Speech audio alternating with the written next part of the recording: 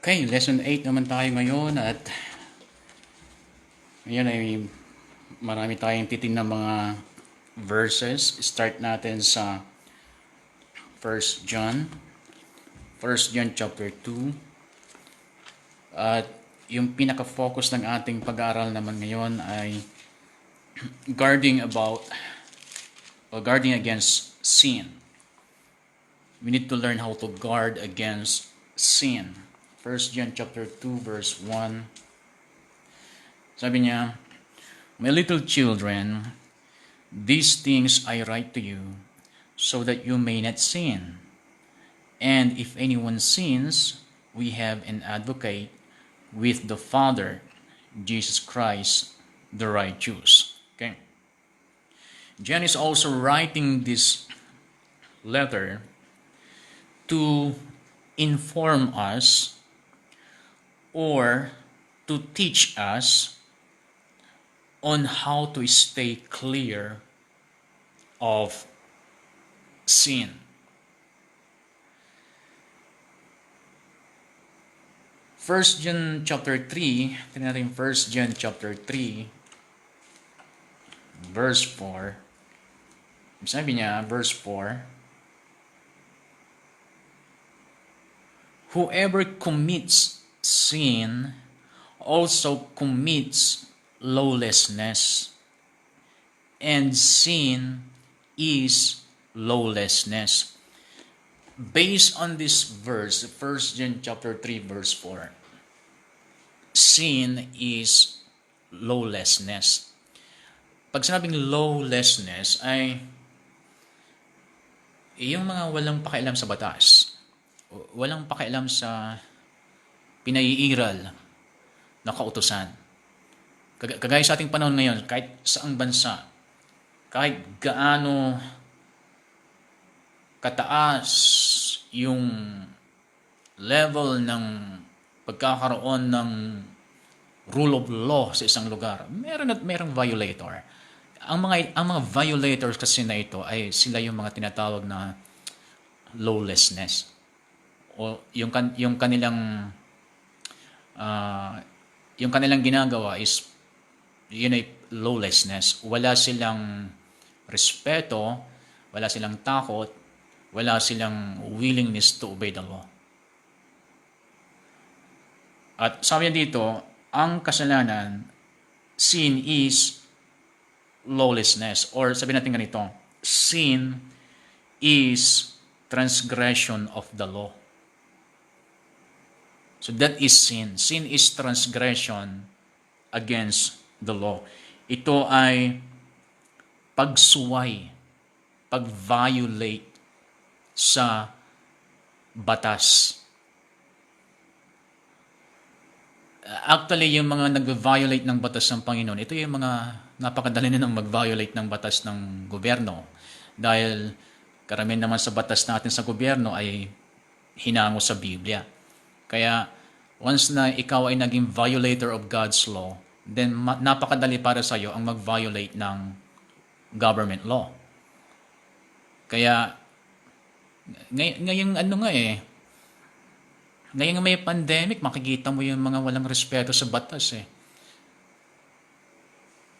Sinabi na nga mag-stay sa bahay kung saan-saan pa gumagala, di ba? Sinabi na nga mag-face mask. Kung ano pang mga scientific na pinipresent para depensahan lang yung kanyang kagustuhang ayaw mag-face mask. Sinabi na nga na ito ay mabilis kumalat. Kaya iwasan muna ang pagkukumpul-kumpul. Sabi, makikita mo pa yung post nila sa Facebook. Yan ay lawlessness. Ang dali nilang suwayin yung batas ng gobyerno dahil una sa lahat ay hindi na sila natutong sundin ang batas ng Diyos. So reflection, yung mga ayaw sumunod sa batas, yung batas sa inyong barangay, batas sa inyong bayan, batas sa inyong probinsya, kung ano man yung mga ibinababa nilang batas at batas na yung existing law ng Republic of the Philippines, yung pagsuway sa mga batas na ito ay reflection lamang ng ating pagsuway sa batas ng Panginoon. Dahil kung ikaw ay law-abiding Christian, magiging law-abiding citizen ka. Kaya naghanap tayo ng maibabato natin sa gobyerno dahil sa una pa lang, batas na hindi na natin nasunod. Okay? So ngayon, ano ba yung batas ng Diyos na tinutukoy niya dito na sin is lawlessness, sin is transgression of the law? Ano ba yung batas na tinutukoy niya dito?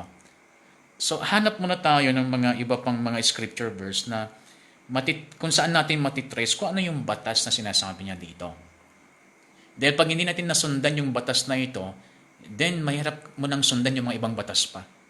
Na actually, hindi lang sa hindi mo susundan, kundi ini-enjoy mo pang hindi sumunod sa batas. Pinagmamalaki pa nga ng iba eh. Kaya kung paano sila mag-post sa Facebook, pinagmamalaki pa nila yung kanilang pag-iinuman samantalang pinagbabawal ang mag-inuman. Very proud sila ha? Very proud sila na ipakita nag-iinuman sila samantalang pinagbabawal ang inuman. Kung ano yung pinagbabawal ng gobyerno, yun pa yung very proud silang i-post sa Facebook. At hindi man pinopost sa Facebook, pinipm nila sa mga kaibigan nila, na very proud nilang ipakita, ipaalam na sila ay violator of the law. Ang dinan kung bakit wala silang takot na gawin ito at natutuwa pa silang gawin dahil higit sa lahat, meron na silang unang na-violate God's law. Kasi sa akin lang ay share ko lang,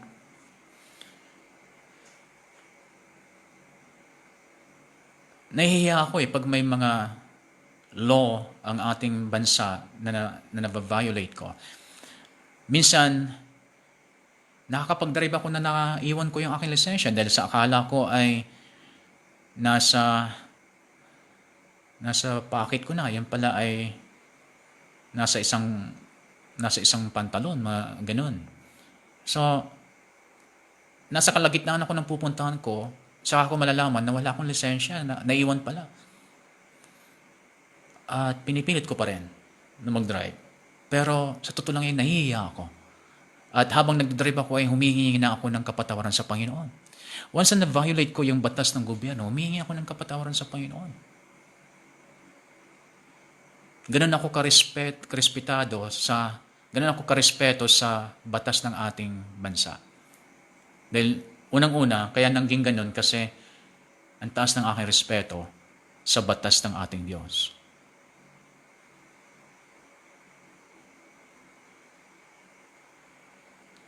Driving without license, ang dami nagdadrive walang lisensya, that is a violation. At kung hindi kayo humihingi ng tawad sa Lord dahil sa sanay na kayo mag-drive ng walang lisensya, sa totoo niya na hindi mo talaga nasusunod yung batas ng Diyos. Reflection yan, yung pagsunod natin sa batas ng Diyos, magre-reflect yan sa ating pagsunod sa batas ng gobyerno. Okay, so Romans 13:10, hanapin natin ngayon sa Biblia, ano yung batas na kailangan natin sundin? Na kapag hindi natin nasundan, madali tayong maging pasaway sa batas ng gobyerno. Romans chapter 13.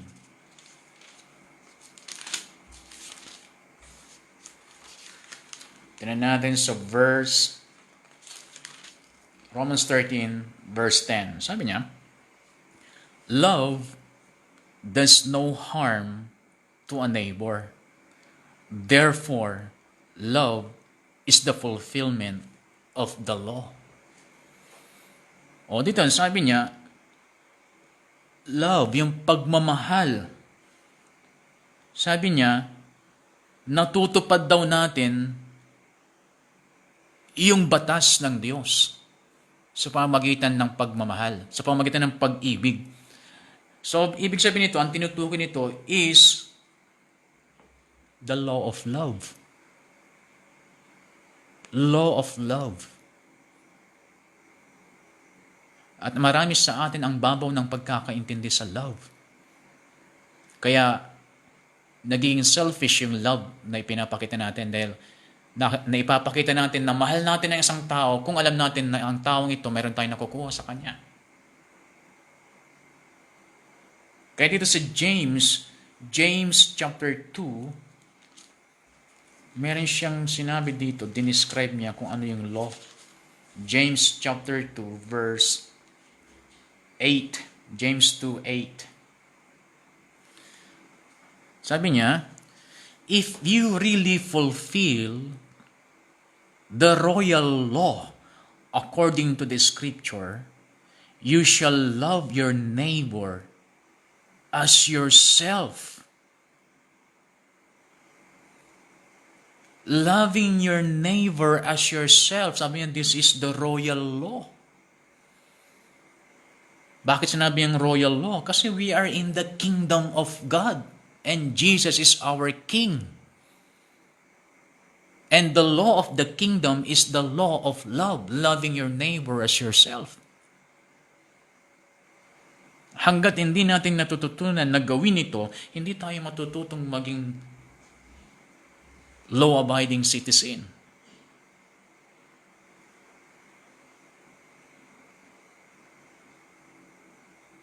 Okay, kung sino man yung honest sa inyo na makakapagsabi sa inyong sarili na during the ECQ, GCQ, etc., are you sure na wala kang na-violate sa mga ibinabang batas sa lugar ninyo? Are you sure na ang mga batas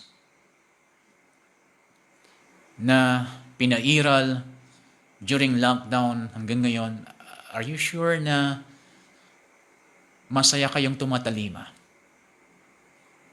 Or sumusunod kayo pero yung kalooban ninyo against sa ginagawa ninyo? Kasi feeling ninyo parang nasasagasaan ang kalooban at kagustuhan ninyo at karapatan ninyo. Feeling nyo lang yon. Kaya huwag kayong ma-feeling. Para hindi nyo ma-feel yun. Alam niyo, sa tulang nalulungkot ako sa mga nalulungkot na hindi ko alam, nararamdaman ko kung natatawa o hindi ko alam sa mga nababasa ko ng mga well-known pastors, international pastors, na nakikipagbangayan sa korte dahil daw sa nasasagasaan ang kanilang karapatan na mag-hold ng worship service ng Sunday. Sabi ko, napakasimpleng unawain. Bakit aabot pa sa korte?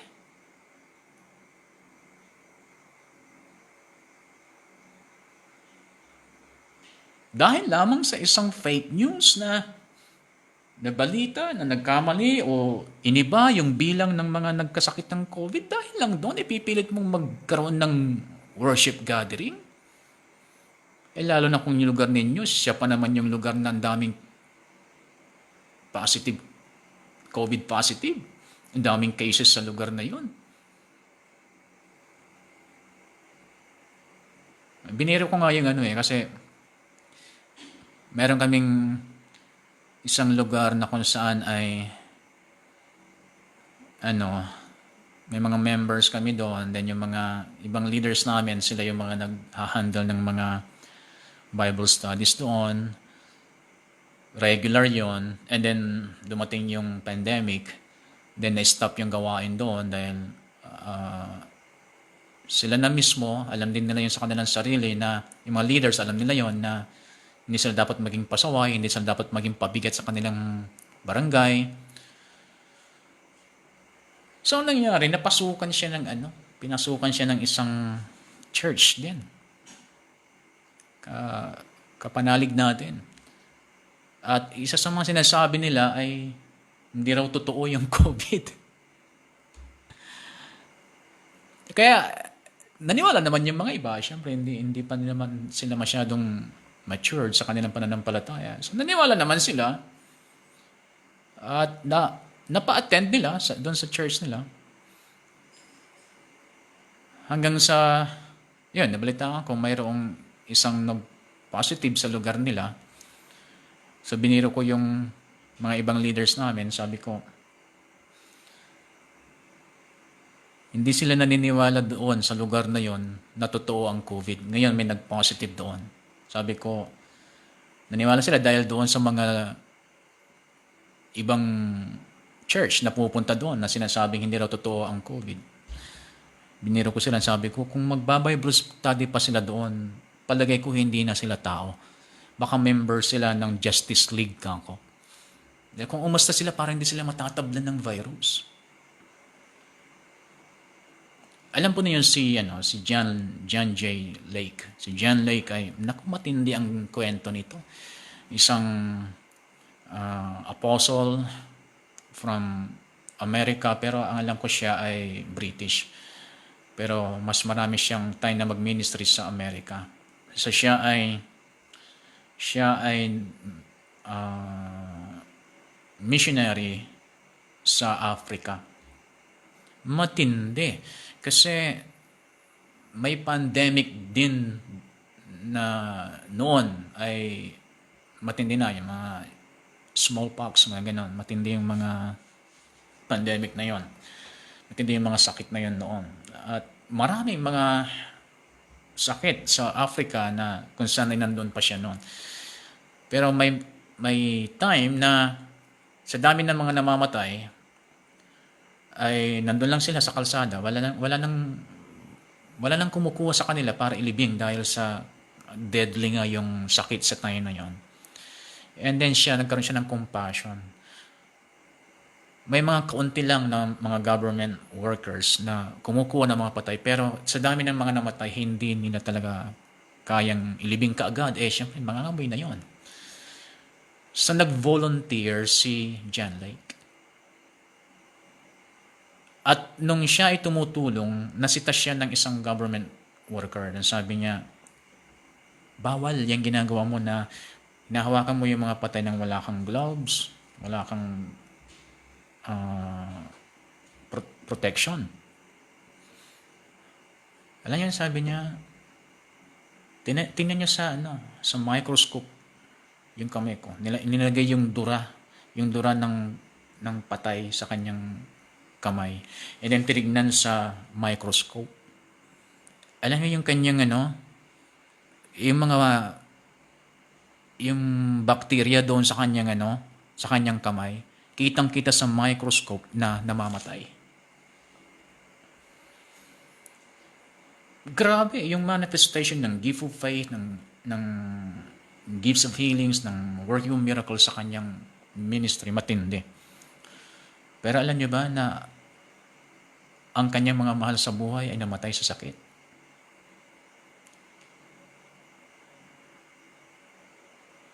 Kasi yung faith niya ay hindi faith ng kanyang mga mahal sa buhay. Or yung mga manifestations na yun na nakita natin, na nababasa natin, ay baka manifestation lang ng gifts of the Spirit, the power gifts, as the Spirit wills. Hindi mag-ooperate anytime. Na pag may sakit ang yung pamilya, mag-ooperate ang power gifts. Hindi laging ganon. As the Spirit wills yun.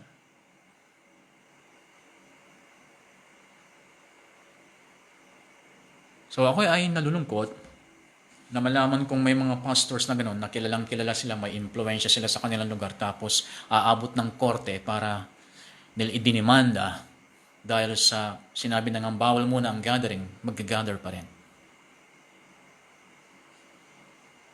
Ilagay ko may problema yung mga ito pagdating sa royal law. Kasi hindi mahirap sundin ng batas basta't hindi nila renounce sa akin ang aking pananampalataya sa Panginoon. Then I will obey the law. Pero lang pag pinaparenounce nila yung aking faith kay Jesus Christ, yan ang hindi na pwede. Pero kung hindi naman nila pinaparenounce ang aking faith kay Jesus Christ at ang kanilang purpose is to protect our church members from deadly virus or bacteria o namang sakit na nandyan, bakit hindi ako susunod? Gusto ko na bang mamatay? Gusto ko na bang mamatay ang mga members namin? Kung bakit hindi ako susunod? Sabihin ko hindi totoo ang COVID? Ano? Mali yun. So, babalik tayo sa royal law, which is love. Obeying the law. This is the foundation sa ating pagiging obedient sa mga iba pang law. Love is the fulfillment of the law. So sin is a transgression of the law. It means the transgression of the royal law. 1 John 3:15. 1 John 3:15, sabi niya, tignan natin ulit, 1 John 3:15.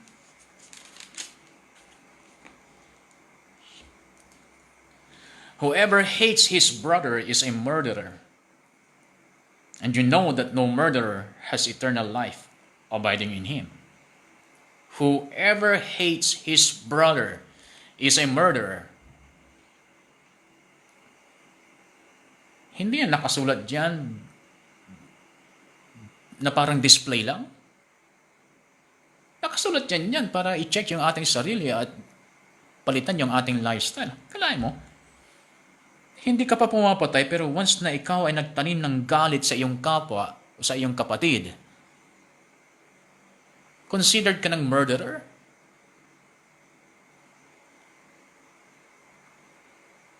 And then you are expecting to have long life? Samantalang ikaw ay murderer? When you hate your brother?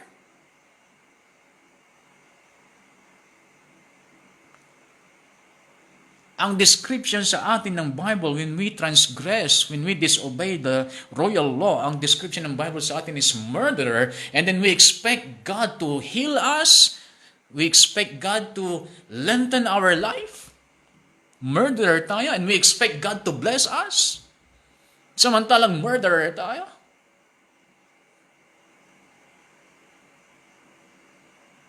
Hating your brother is equal to murder.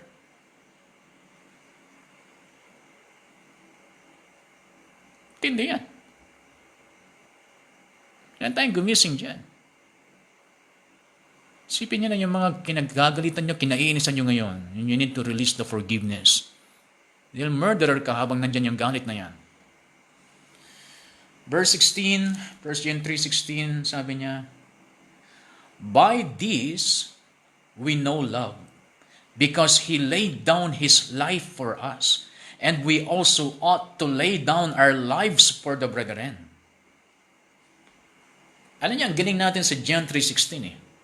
For God so loved the world that He gave His only begotten Son. He gave. Nagbigay siya sa atin. Ang galing natin yan, John 3:16. But how about 1 John 3:16?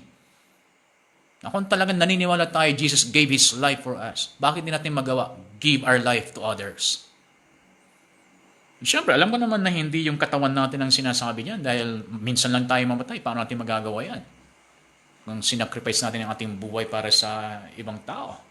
Hindi physical ang tinutukoy diyan sa aking paniniwala. To give way to hate is to abide in death. Lack of love is sin. Can a Christian sin? It's possible, but it's not necessary. It's possible to sin. Hating your brother is a sin, equal to murder. So it's possible to sin. Maging sa mga iba pang sin, it's possible to commit them, but it's not necessary.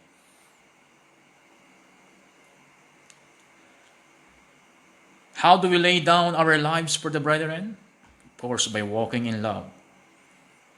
That means regarding others as more important than yourself, by putting others first. Kailan mo ginawa yan?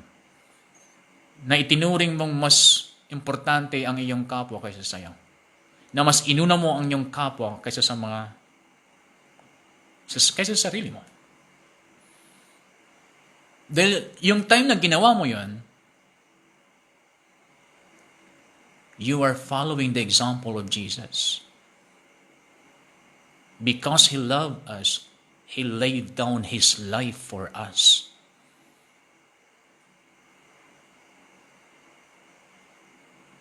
So Jesus is our example.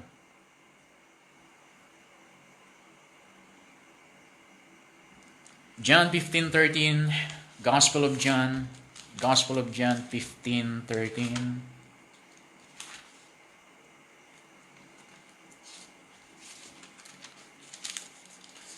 Sabi niya,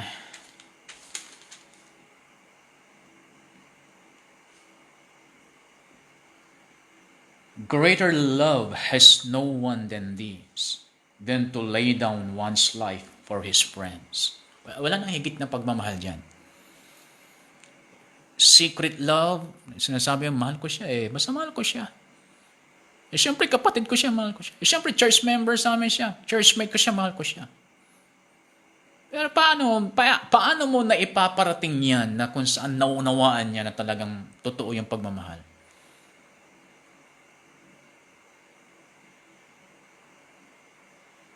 Dahil mayroon pang mas higit na pagpapakita ng pagmamahal kaysa sa pagsasabi. Action speaks louder than your words. John is talking about daily laying down our lives, not dying physically for them. 1 John 3, balik tayo. 1 John 3, verse 17.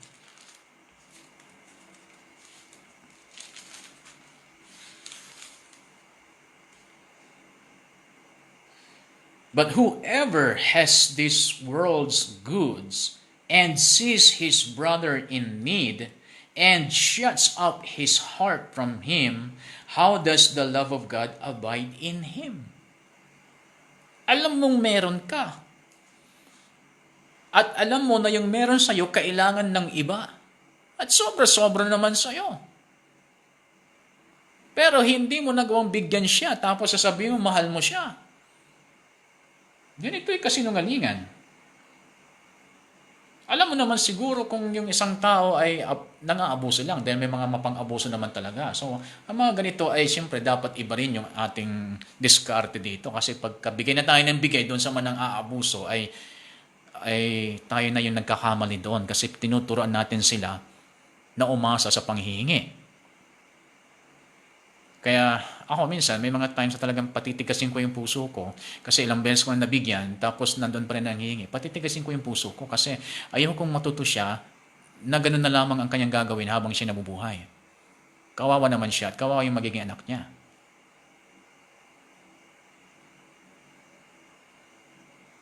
At minsan nagpiprepare na ako ng mga biscuits or tinapay dahil pag may mga lalapit sa akin ng mga gano'n ay para sigurado na talagang makakain niya yung ibinigay mo, huwag na lang pera kasi minsan maisip sila na isugal, baka sakaling manalo, mas nadami. Para hindi na mangyaring gano'n, bigyan mo na lang ng tinapay or biscuits, at least nakain niya, or prutas.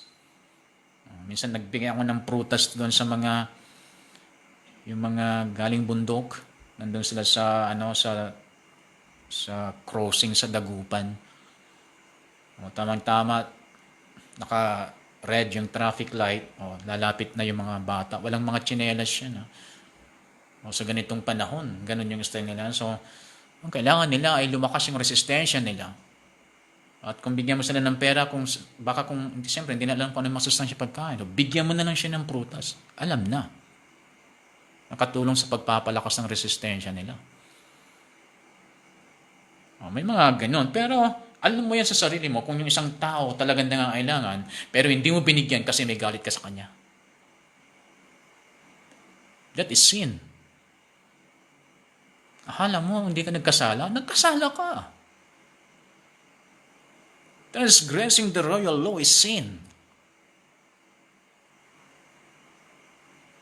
Yung hinanakit mo na nga sa kanya, kasalanan na yun nadagdagan pa dahil alam mong meron ka namang ibibigay sa kanya pero hindi mo binigyan. Dahil pinairal mo yung mga kaisipang nandyan sa isip mo tungkol sa mga nangyari sa nakaraan.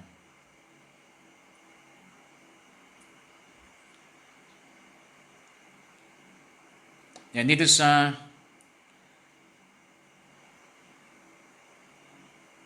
sin is also omission. Sin is also omission or omitting to do what obviously needs to be done. Alam mo dapat gawin pero hindi mo ginawa. Yan ay omitted sin. So mayroong committed sin, mayroong omitted sin. Kasi alam mo na dapat mong gawin pero hindi mo ginawa. That is also sin. And then,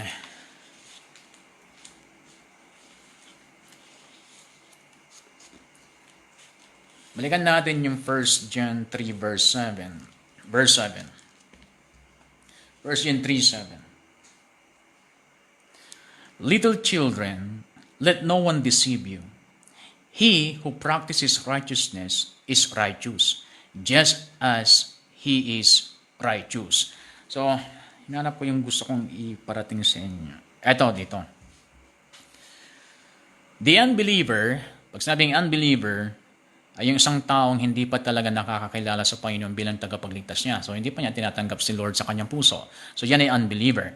Kahit nagpupunta sa simbahan, kung hindi pa siya tumatanggap kay Kristo bilang tagapagligtas niya, yan ay unbeliever. Unbeliever. The unbeliever sins because he is a sinner, syempre. Unbeliever sins because he is a sinner. But a believer, ito yung tumanggap naman sa Panginoon. Believer is not a sinner just because he sins.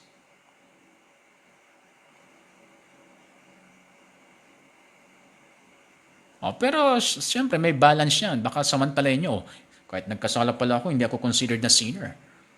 Kasi nakakarinig ako ng mga prayer, ang kanilang sinasabi ganito, forgive us as sinners. Samantalang noon pa man, tumanggap na siya sa Panginoon. So hindi pa niya alam kanyang identity kay Kristo. Tumanggap ka na kay Jesus Christ base sa Titus 3:5, Ephesians 2:8 hanggang 10, 2 Corinthians 5:21, hindi ka na sinner. Nawala na yung pagka-sinner mo.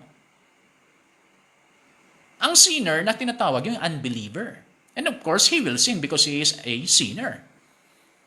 But a believer, meron pa rin siyang capacity, meron pa rin siyang ability to sin. Kaya nga sabi ko, it's possible but it's not necessary.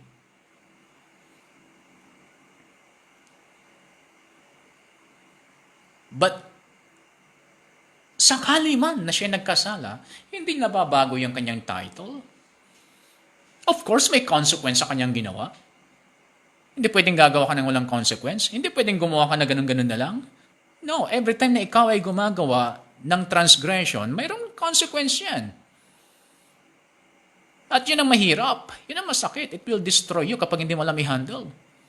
Magbabackslide ka kapag hindi mo alam i-handle yung consequence. Pag nandiyan na yung consequence sa kasalanan ginawa mo, karamihan na nakikita kong backslider, hindi lang nila talaga alam i-handle yung consequence. Kasi una sa lahat, pinaglaruan ng kasalanan. Pinagtripan ng kasalanan. Patry-try, katuwaan, try-try lang natin, katuwaan, hanggang sa na nandiyan na yung consequence. Nako, hindi sila prepared. Akala nila basta gumawa sila, basta gagawa lang na walang consequence. So, hindi sila prepared sa consequence. Yun, na-surprise sila nung nandyan na yung consequence. Ngayon, hindi na nila alam handalan, hindi na nila alam pabalik, patungo sa ating Panginoon. Ngayon, sa nahihiya na sila, nakukondemn sila lagi, guilty sila lagi, hindi na nila alam handalan ng mga ito, kasi hindi na nila kilala pati sarili nila kay Kristo. Hindi na nila alam na sila ay righteous na pala, hindi na nila alam na hindi pala nagbago yung kanilang kinatatayuan sa Panginoon, righteous pa rin sila, new creation pa rin sila. They are still righteous na bumagsak sa kasalanan, pero hindi sila naging makasalanan ulit. Iba yung makasalanan sa nagkasala. Natural ang makasalanan, nagkakasala. Pero ang pinatuwidan ng Diyos, dahil nandito pa siya sa kanyang katawang lupa, nandito pa tayo, may cravings pa rin yung flesh natin, then mayroong chance na babagsak. Pero hindi ibig sabihin na ikaw ay bumagsak, ay bumabalik ka sa dati mong katauhan na makasalanan. Hindi mo ito pwedeng gawing excuse na magkakasala ka kasi alalahanin mo, pag nagkasala ka, may consequence yan. You will be forgiven. Hindi mawawala yung forgiveness. Hindi napapalitan yung identity mo as righteous and new creation in Christ. Hindi mababago yan. Hindi mababawasan yan. But remember the consequence. Ang hirap. Ang hirap. Ang lakas ng pwersa para pabalikin ka sa nakaraan. Sa mga hindi nakakaalam nito, gawa ng transgression sa law, naku, ang dami ko nang naobserbahan in the natural, pinaglalaruan ang batas ng gobyerno. Pero nung nandyan na ang consequence, in-interview sa camera, anong sinasabi? Nagsisisi. At yung mga iba, parang ayaw nilang pagdaanan yung consequence, humihingi ng tawad. Mahal na presidente, patawarin po ninyo ako.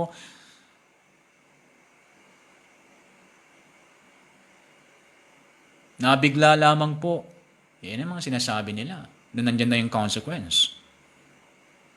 Kaya hindi mo pwedeng paglaro ng kasalanan dahil sa nalaman mo na ang kasalanan ay hindi niya binabago ang iyong katauhan bilang matuwid sa Panginoon.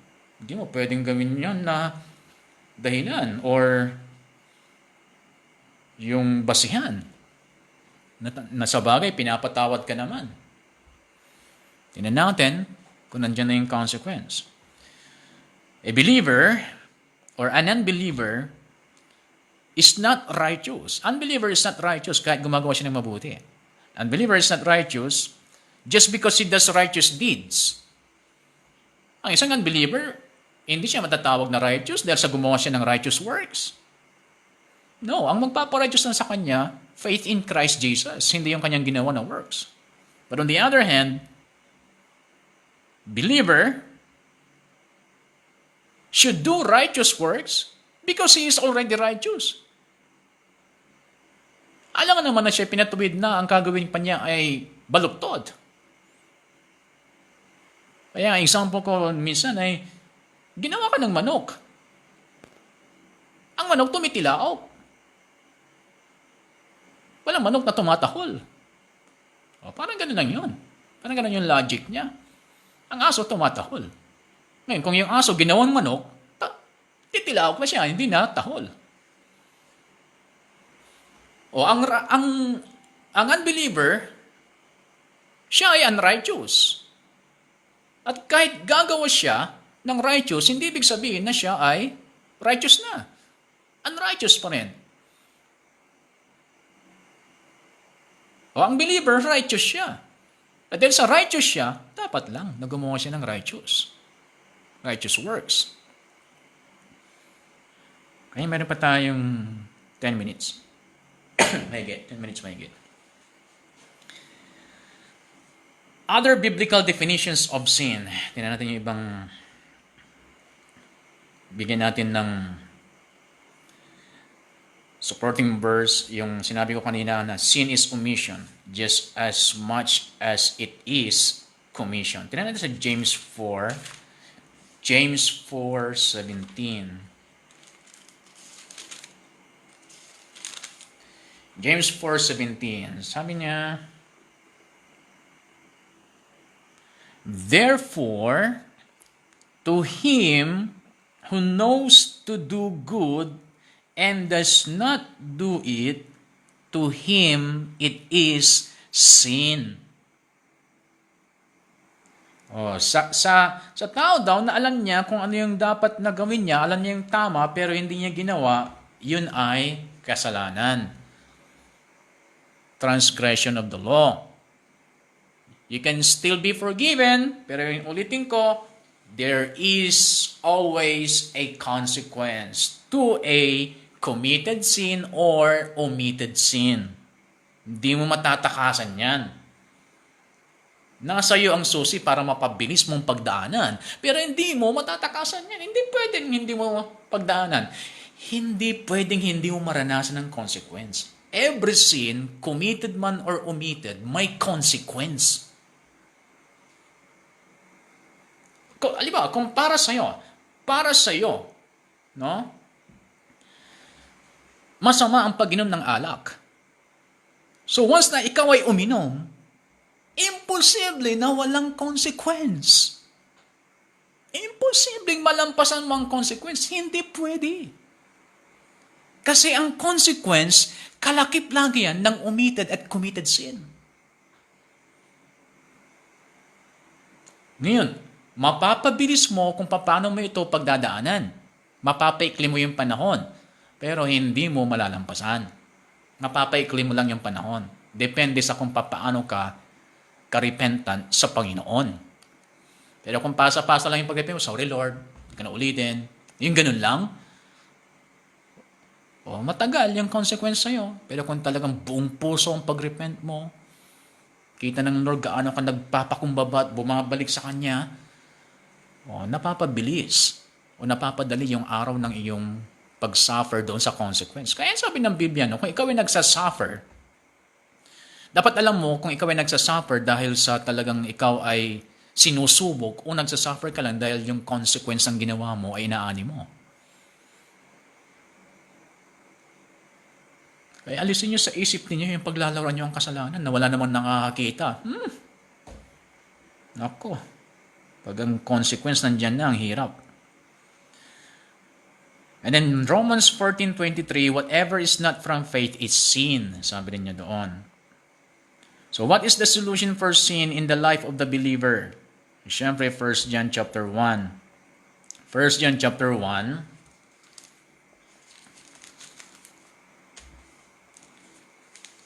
Verse 7. 1 John 1:7. Tingnan natin yung susunod pang verse. Sabi niya, verse 7, 1 John 1:7. But if we walk in the light, as He is in the light, we have fellowship with one another. And the blood of Jesus, remember that, the blood of Jesus Christ, His Son, cleanses us from all sin. Only the blood of Jesus that can cleanse us. Tandaan nyo yan, only the blood of Jesus Christ. Kasi nakikita ko sa maraming believers, ginagawa nila sa church with a thought na baka yun ang makatulong sa pagpapatawad sa kanila ng Panginoon. No! Hindi pwede. It's only the blood of Jesus Christ has the power to cleanse our sin. If we say that we have no sin, we deceive ourselves. And the truth is not in us. If we confess our sins, so ito na, yung pamamaraan, paano ka mapapatawad, paano ka malilinisan ng dugo ni Kristo. If we confess our sins, He is faithful and just to forgive us our sins and to cleanse us from all unrighteousness. If we confess, kanino? Sa minister? Sa kapwa? Hindi. You will confess to your high priest, no other than Jesus Christ. Verse 10, if we say that we have not sinned, we make Him a liar, and His word is not in us. Chapter 2, my little children, these things I write to you, so that you may not sin. May punto yon. Although sinabi niya, you will be forgiven when you sin, pero sabi niya, hindi ko sinulat ito para kayo magkaroon ng permission to sin. Bakit niya sinabi yan? Siyempre, kasi mahirap buhatin ng believer ang consequence ng sin. Nakaka-disturb sa kanyang pag-serve. Verse 2,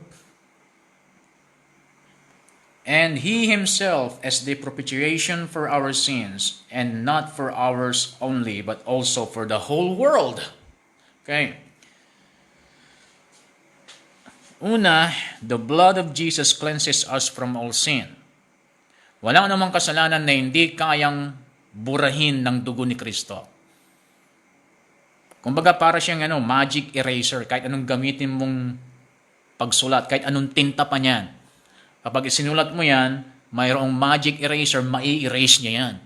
The blood of Jesus Christ ay ganun din. At kahit anong klaseng kasalanan yan, buburahin niya yan hanggang sa kung saan sa kaloob-looban mo nakaabot yung kasalanan. Kasama ang iyong konsensya, siyempre dahil umaabot doon yung kasalanan. Yung omission at commission, omitted and committed sins, umaabot yan sa konsensya. Kaya pag umabot yan sa konsensya, mahirap kalabanin. Yung faith mo, yung confidence mo sa kanyang promise, naapektuhan pag nasa konsensya mo na yung kasalanan. Aabot doon eh. Mantsa, kumbaga, mantsa yun ng kasalanan. Aabot din doon ang dugo ni Kristo. Kung saan man yung naabot ng kasalanan sa iyong buong pagkatao, aabot doon yung kapangyarihan ng dugo ni Kristo para burahin. Okay?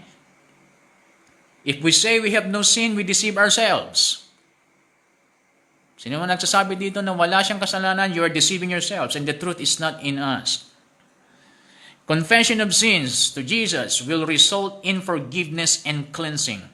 The blood of Jesus cleanses us from the pollution and practice of sin and from sin's penalty and guilt.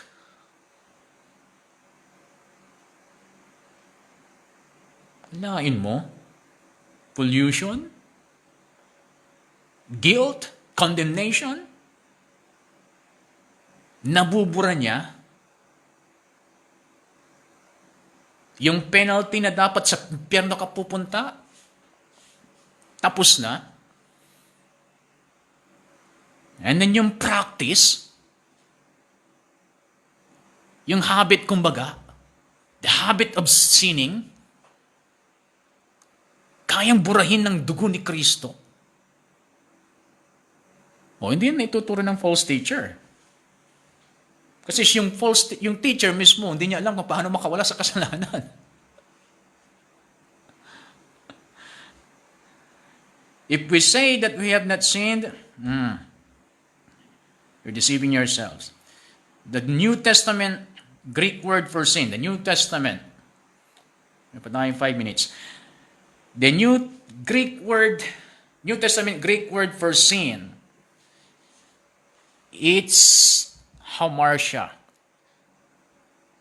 Yung sin sa New Testament, yung Greek word niya ay hamartia. Hamartia, hamartia. Ganito ang ibig sabihin, to miss the mark. When you sin, you missed the mark. And so not share in the prize, sabi niya. So God did not intend the continuing practice of sin. But just in case we do unintentionally, we have a lawyer to plead our case for us. So John is saying here, I'm trying to warn you, to tell you that you don't have to miss the mark. And sinabi niya, my little children, these things I write to you, that you may not sin. Ang ibig sabihin ni John, I'm trying to warn you, sabi niya, to tell you that you don't have to miss the mark. You don't have to miss the mark. It's just a matter of choice. When you choose to sin, you miss the mark. And of course, when we miss the mark, the good choice that you must choose is to confess that you have sinned and put your trust in the power of the blood of Jesus. Huwag mo nang patagalin. Bilisan mo na. Dahil pagka pinatagal mo pa yan, mas lalalim ang ugat, mas magiging practice mo tuloy ang magkasala. At habang tumatagal, umihirap, bunutin. Once naging lifestyle mo na yan, mahirap na yan. Tingnan yung mga yung nabuo na yung lifestyle ng paninigarilyo. Gusto nilang tanggalin, hirapan lang sila. Bakit? Naging lifestyle na eh. Dahil nung sinasabihan sila dati, natanggalin na, pinapatagal pa. Tinatawanan lang kayo nung sinasabi nyo sa kanila na tanggalin nyo na yung sigarilyo, nakakasama yan sa inyong katawan. Tatawa-tawa sila sa inyo. Oo, tatanggalin ko rin. Eh nung gusto nang tanggalin, kahit believer na siya, nahihirapan na siya. So ang kailangan niya ay matinding disiplina sa salita ng Diyos, sa prayer, sa mga spiritual activities, and then siyempre, magtiwala siya sa kapangyarihan ng banal na Espiritu. Okay, so dito tayo magtatapos. You're blessed ulit.